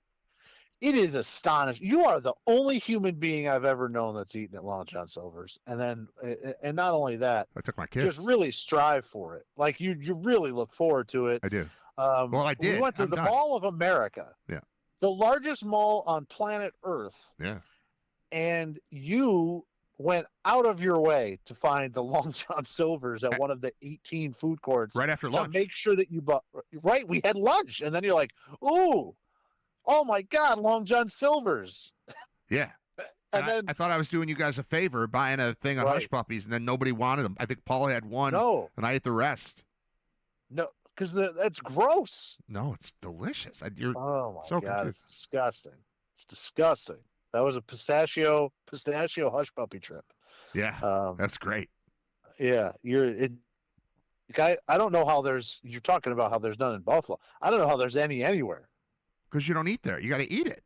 You have to eat it to. Right, but I've never known another human being other than you to ever eat that food. I assure you, the Long John Silver came up today because somebody in the chat said, I want Long John Silver right now. That's why it came up. So it's not just It's me. probably you. It's not it's you. I can't do Ghosts that. Chatting. I'm not capable of doing that. AI probably could, but I can't. You probably have AI. No. Set to. People love Long John Silver's. You probably have an AI bot that you have called John Silver. And short John Silver. Short John Silver. Short John Gold. And he's out there just putting up you know what would be good right now? A little bit of Long John Silver. I can vouch for your unabashed love of that AI fast food, seafood. What do people think of Long John Silver's? AI says people have mixed feelings about Long John Silver's, often viewing it as a nostalgic, cheap option for deep-fried seafood cravings, but acknowledging its significant issues with quality, grease, and inconsistent service, leading to declining popularity despite some fans loving the classic taste of their fish, Hush Puppies, and crunchies with malt vinegar. Many reviews mention greasy, bland, or dry fish, soggy fries, flavorless Hush Puppies, and poor cleanliness. My last trip there involved all of those things. Greasy, bland, dry, soggy, flavorless, and poor cleanliness. But others praise it as a unique fast food treat that hits the spot when a craving for fried seafood hits, especially for the nostalgia factor. I'm not alone. But, yes, I do acknowledge all of those problems right in the middle of that paragraph that were all they were ridiculously present the last time I went there. I'm now curious about that particular location. Let me just, hold on one second. Bear with me. Long John. Nostalgia is a hell of a drug. And I tell you what. That's a great line. It really is great. Because let me tell you what, like if you think all that and then want more of it, just because you've already experienced it once before, there's something else going on there. Like you don't hear many people saying, you know what I could go for? Bubonic plague. It's been so long since we've had. Did that come with Hush Puppies? And, you know what I miss? It was their tartar sauce. COVID was. All right, let's see. Justin was there in 2023. Anybody? Come on, somebody newer than 2023 has to have been to Long John Silver's in Batavia. It wasn't crowded. Oh, say that. you. Yeah, right. It's just you. This shares a restaurant with KFC. I wish it was a standalone Long John Silver's because I don't believe they offer certain menu items that a standalone location would offer. Like the fries are KFC fries. The coleslaw is KFC coleslaw as well. Makes me wonder if other things aren't what it should be. Like the batter they use for the fish and chicken, which is extremely salty. Honestly, if it was less salty, I would have loved everything I ate. I've wanted to try Long John Silver's for years. This was my first experience. The hush puppies are delicious. The workers are pleasant. The restaurant was clean. Give them a try, says Justin a couple years ago. I think Long John Silver's, much like a lot of car washes, are just it. The only reason they're still around is because it's a money laundering front. No one is eating that food. It's like laundromats, car washes, Long John Silver's. Like that's how cartels launder their money, because no one has ever eaten there before and no one ever wants to eat there ever again, yet they still exist. I don't understand. I don't understand how. RT from Kenmore said 1 star, horrible. I was in this location on Saturday and it was horrible. He already said horrible twice. The place was a mess. Double horrible. Filthy dirty. Fountain drink station had water, soda, and ice everywhere. The floors and tables looked like they had never been cleaned that day, and the garbage and tray area looked like it had never been touched all day. See, no comment on the food, though. We're there for the food. That's what I'm there for. All right, Glenn in Buffalo said, I used to love this place. Would drive 40 minutes to get my fix. That's what I'm talking about, Glenn. It's changed, and not for the better. And the employees admitted it. They made the fish very skinny compared to what it used to be. The batter has changed, too. It's more salty. I did notice the excessive salt in the batter last time. More batter and less fish is what you get, and the fish is drier. Notice that. Probably because it's harder to cook. The employees told me they get complaints, but corporate does not respond. The drink dispenser is still closed. They need to get rid of the flies, too. I was doing battle all the while I ate. Jesus Christ. I used to like the fish when they made it without all the maggots. The Like, fish what was, are we talking about? the fish was dry, and I don't see it getting better since the changes. I was a longtime customer, but I won't go back. I hate when a company uses COVID to get sneaky and think customers won't notice. This was in August of 2021. There are a bunch more reviews here. I'm going to try to find one more 1-star. I like the 1-star reviews. Yeah, those are usually the honest ones. All right, here's Lindsay from Buffalo. Every time I drive to or through Batavia, I always see LJS and want to stop. This is the only LJS left in Western New York, and now I know why. My brother brought home a fish and chicken platter with extra hush puppies the other night. The food was so oily, it was truly inedible. I tried to nibble at the hush puppies after blotting them on paper towels, more like squeezing out the grease, and they were still completely inedible. The fish and chicken, too. The batter just soaked up the fryer grease. I've never seen anything like it. My brother ate more than I did and was sick and nauseated during the night and next day. Yuck. I now know to completely avoid LJS at all costs. No ringing the bell ever again. Ha, ha, ha. It's no wonder that this is the only location left in Western New York. The food is so gross! Exclamation point. What a shame! Exclamation point. Cheryl from Rochester said the food here was so disappointing. I loved LJS when it was in Rochester way back when. The store is a combo Kentucky Fried Chicken and LJS, or a little KFC/LJS. I ordered the fish and chicken combo with coleslaw. Clearly the coleslaw was KFC's, and as usual, very good. The fish was horrible. The batter was thicker than the fish. I think the fish was some low-grade frozen stuff. Yeah, you're at Long John Silver's. What do you didn't know going in that it was low-grade frozen stuff? It was dry and tasteless. This is not the Long John Silver quality of long ago. What happened to this place? I had some Long John Silvers in Pennsylvania a while back, and it was fantastic. Needless to say, I left most of this food. Shame on you, LJS. The chicken was passable. The chicken was passable Yeah. as a former... The chicken passed for former living being. All right. I'm done with Long John Silver's for today, at least for now. It's not You lunchtime should be yet. forever. You should be forever, but I know we'll never... If it was closer, I would try it again. If there was You are the Charlton Heston of Long John Silver's from your cold Cold dead Dead hands. Hands, yeah. I don't think I'm going to go to that one again anytime soon. I certainly won't incorporate it into a Darien Lake trip. If I'm in Batavia, I might try it again, but I'm not going to Batavia to go to Long John Silver's. Is that fair? You're going to say no. because you saw what I did at the mall. Yeah. I want to no, like you're it. going. I like It's going to be gross. I like battered fish, man. I don't know. All right, so I've caught up on I'm not totally caught up. I'm almost done with the current season of The Floor, which I know you have watched. Are you done with the season? Did you make it all the way through? Yes. Yep. Okay. Yep. So I've still got a little bit left, and we've talked about some of the problems we have with the show, and I've got a totally different direction I want to go here before you get freaked out about what I'm about to walk into here. If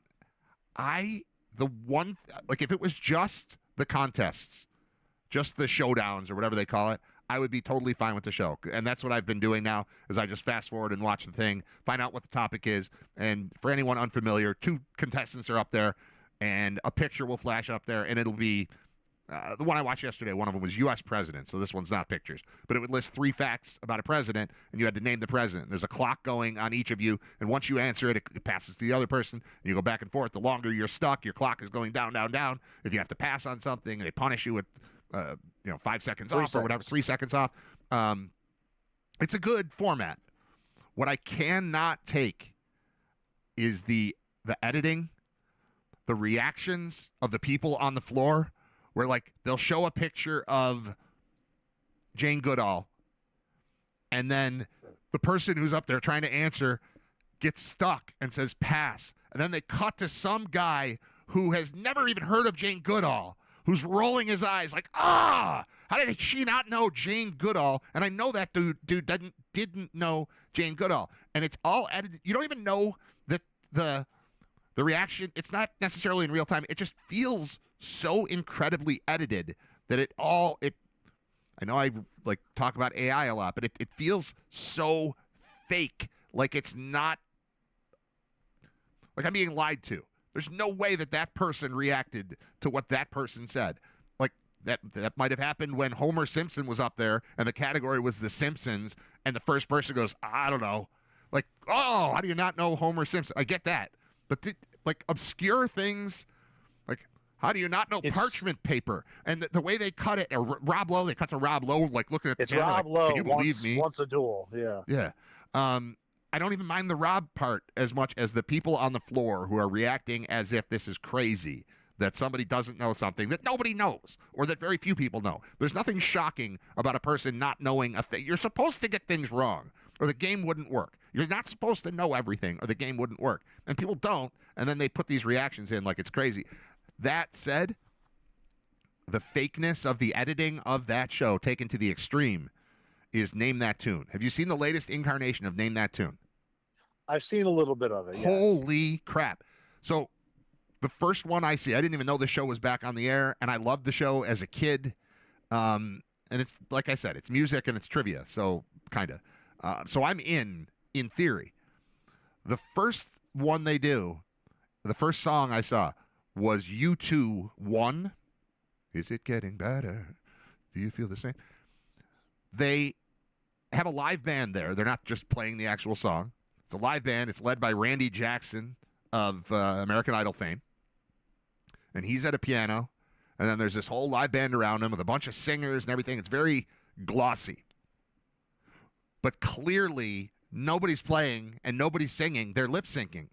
Because this guy sounded exactly like Bono. And then he sounded exactly like Marvin Gaye. And then he sounded exactly like young Michael Jackson. Or they'd cut away to a different guy who amazingly sounds just like young. And then they cut to like Jane Krakowski, who's the host, and she's lip syncing too. And then you realize, wait, everyone's just pretending that this song is playing right now. It's not. There's not a live band. There's no chance that's a live band. Everything is far too perfect. Everything is studio perfect. And they just keep cutting around. And like even people who didn't know the song, like the one who couldn't name the song is now singing along with every word of the song, but lip syncing.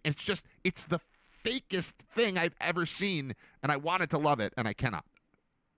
So I want to go back to the floor. I think I have 2 things that irritate me about it. One, I'd like to know what the selection process is for what people pick as their topic, because there are an awful lot of people that get challenged on their topic and they get up and lose on that topic. I just don't understand as a human being how you could allow that to happen.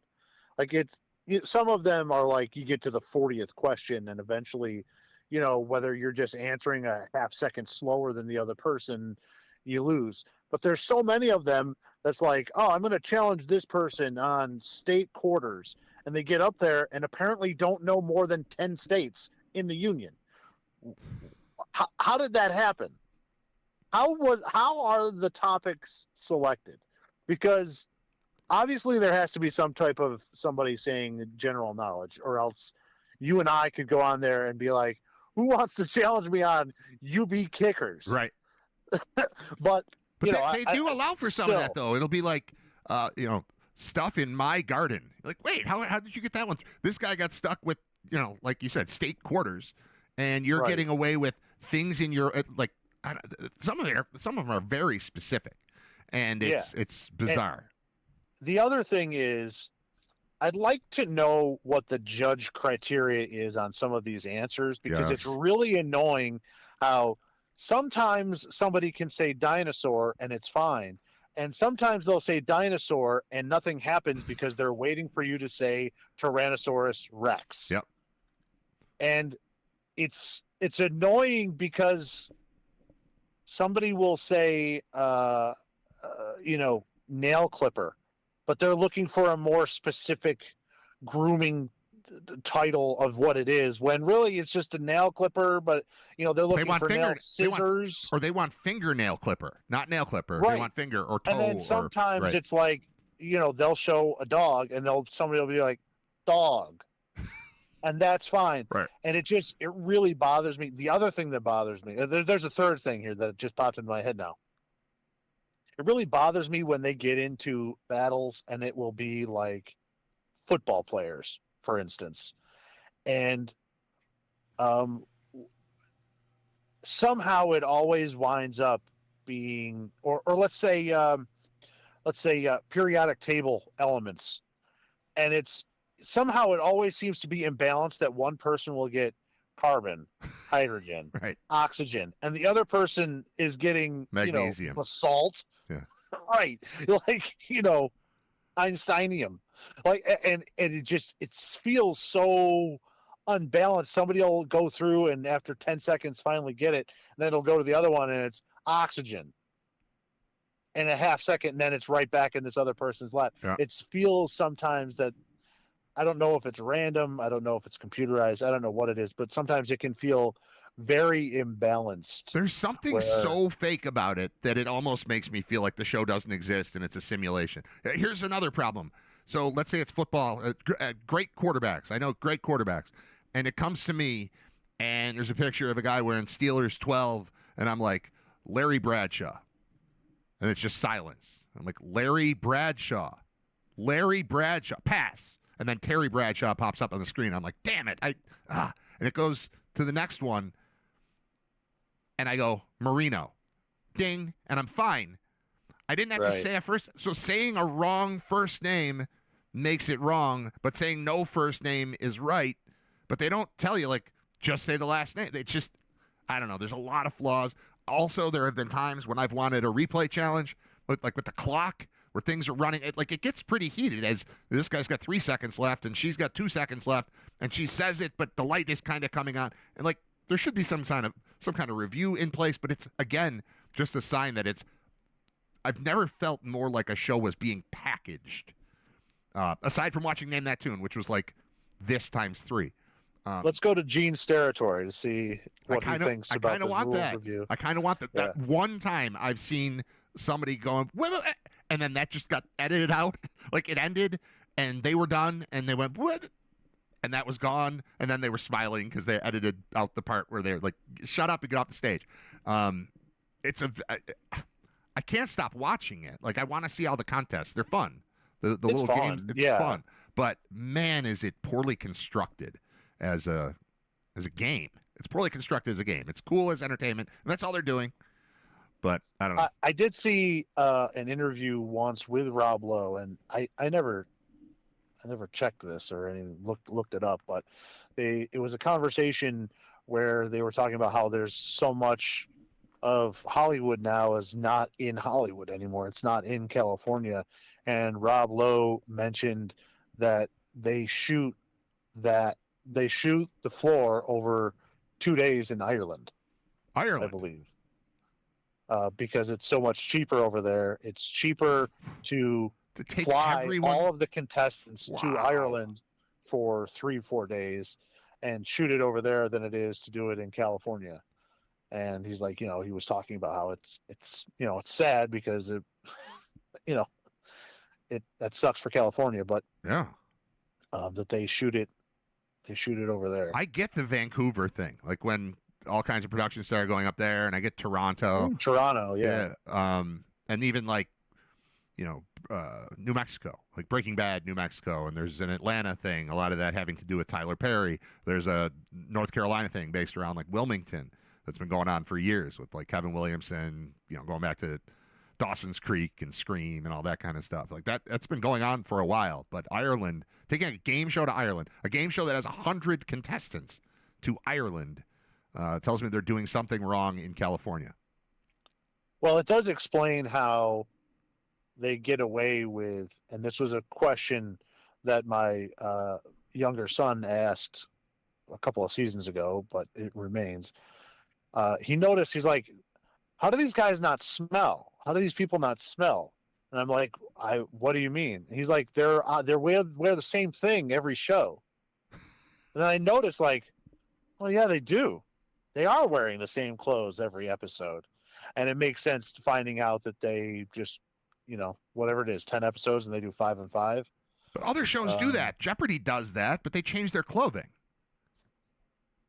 Right. It's just They showing don't. you how much they're doing this on the cheap. And I didn't notice it until what's his name that was in Brian O'Halloran. Clerks. Brian O'Halloran was wearing that fake Rangers jersey the whole time. Fake Rangers jersey, right? Huh.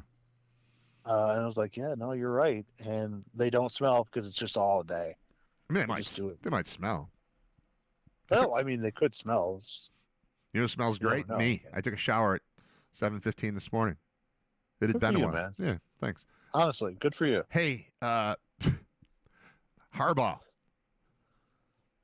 We haven't mentioned John Harbaugh being available, and also I don't know that I've mentioned on the air yet that Mike Florio yesterday had a thing out that him saying he doesn't want to take a job or even talk about a job until next week might have something to do with both the Bills and the Packers and seeing what happens with them this weekend. Yeah, and that's kind of what I have thought as well. Let's wait to see. Let's get all the jobs on the table before we start parsing through. And I know, Mike McDaniel getting fired kind of out of nowhere when it looked like he was going to be safe in Miami the other day. I feel like that's a comfortable line to draw when you hear Harbaugh is not taking anybody till next week, but that he was immediately contacted by more teams than had openings. Yeah. It felt like, all right, Miami is probably in there. There's a lot of talk about McDermott, and I don't think that that's even close. I don't think he's close to being on the hot seat. I would be shocked that even if they lost this weekend, if he was fired. And I would just offer this warning, as the Giants ran Tom Coughlin out of town and they've sucked ever since. Yeah.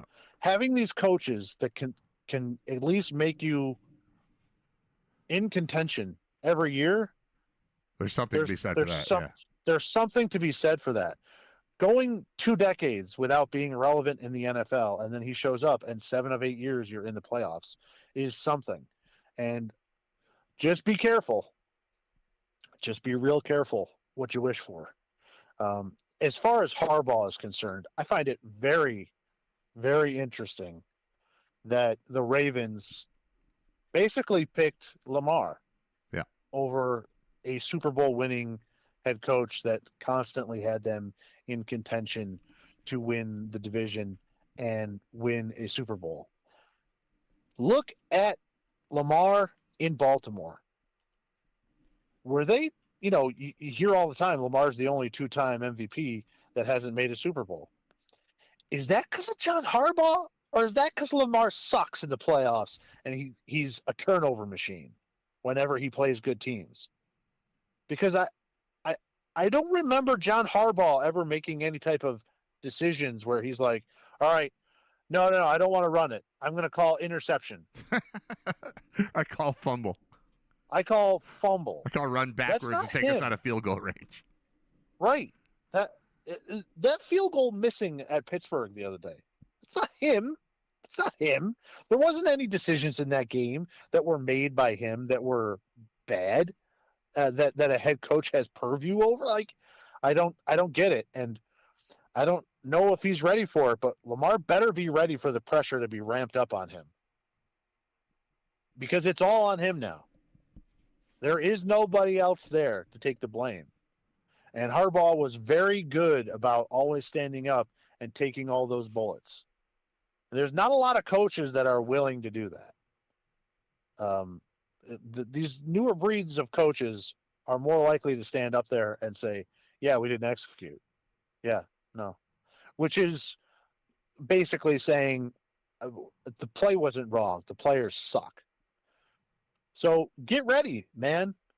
I hope that Lamar's ready, because he just got rid of a Super Bowl winning coach who was highly respected and that the players played hard for and loved. He was able to.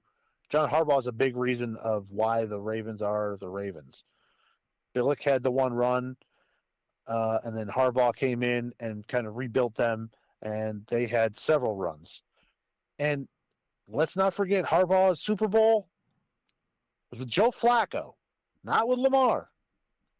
So I don't know. The Ravens have thrown down in a big way with Lamar.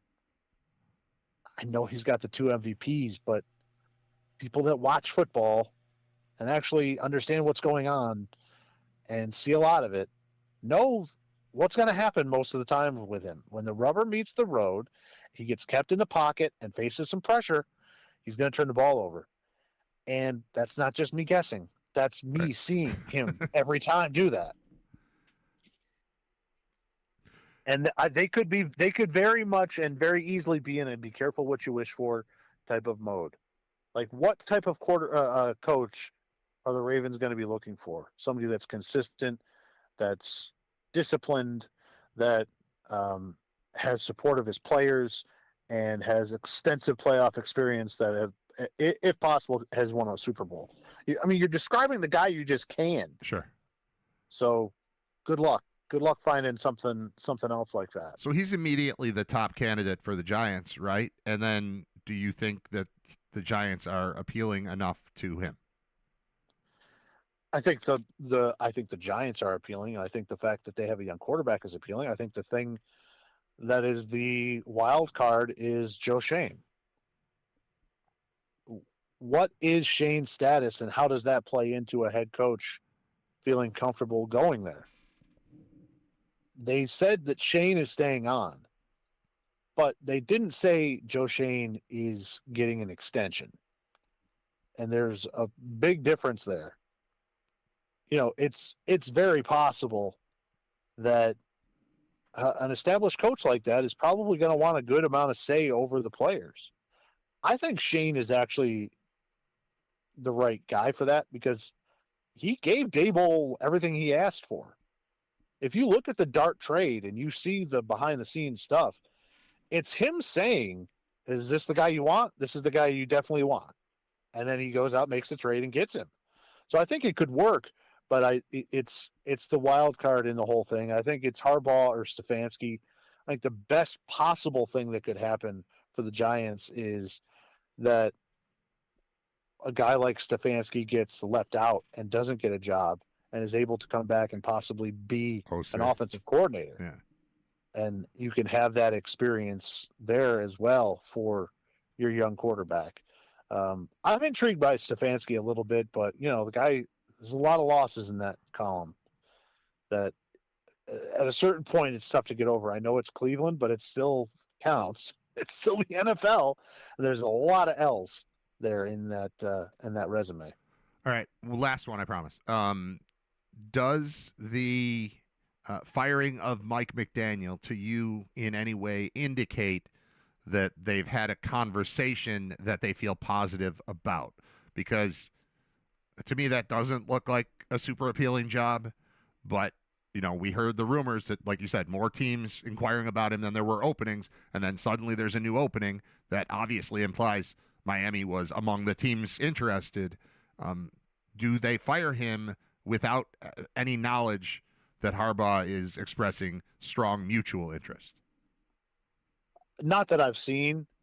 For me, if I was a head coach, I would be very leery about the Dolphins' job because Jimmy Johnson and Shula didn't win there. Neither did Saban.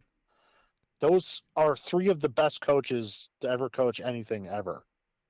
Shula won once or twice. Yeah, but I but mean, he I'm talking didn't like in his last 16 years with the team or whatever, right? right. I'm talking about modern, not there's a guy down the street that also plays that works at the tractor trailer company, but also plays for the Browns, and they play the Dolphins, and they went undefeated.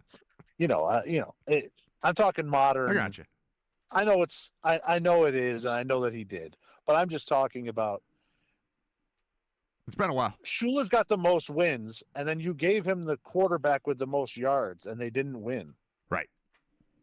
So, and then you kept piling in Hall of Fame coaches after that, and none of them did anything either. I don't know. I would be wary about that. I know that they did today announce that they hired a new GM who was an assistant up in Green Bay. So I think the whole McDaniel thing is just based on they made a decision on who they were going to hire. And that guy said, you might as well fire McDaniel because I'm not having an a-hole in. Yeah. And that's I'm also. I'm not having an a-hole in capri pants coach my team anymore. Right. And it's also that's not going to happen. On a certain level, that's a courtesy firing. You don't wait. As soon as you know that you're doing it, you do it because there are all these openings and there are all these conversations happening. So in order to not strand him, when the carousel stops spinning and he's sitting it out, you put him, allow him to get himself into the mix there too. So, okay, new GM isn't going to have him around. That's why because it was weird that Harbaugh was Tuesday, not Monday. And then it was even weirder that 2 days later it was McDaniel. But yeah, that makes sense. Okay, new GM. Okay, I get it. All right. I wouldn't be surprised if some of those Green Bay guys, like Jeff Hafley, something like that, is tied down there to Miami, just with the Green Bay connections. And I know Hafley's been a guy that's kind of been whispered a little bit for the Giants job. He does have previous coaching experience. He was a head coach at Boston College, then left to go to the NFL. He does have Northeast ties. I think he's got some Jersey ties and stuff like that. And he's obviously had success at Green Bay, but I wouldn't be surprised if it was along those lines.